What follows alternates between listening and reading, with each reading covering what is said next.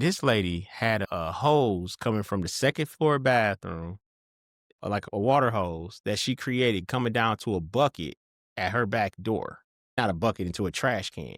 And we was like, hold on, what's this? So when she emptied the tub, when she took a bath, she let it out because the drain was broke and she would put it into the trash can and then she was pouring it out the back door, her bath water.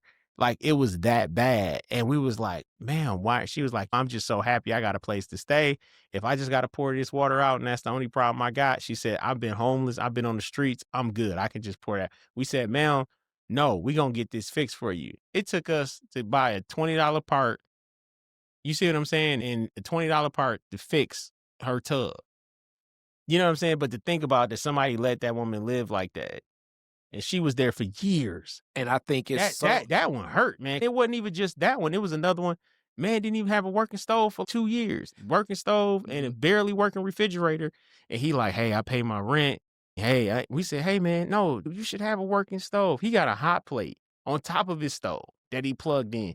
And I'm just like, wow. And he had no even expectation. That was the other thing. It's like no expectation for excellence or just for the basic necessities of things that were even in their lease. And we looked at their lease like, hey, this is, and they were charging them for appliances. Let me tell you that. They was charging $50 for appliances. if I had $1 for every time I seen a hot plate on top of a stove.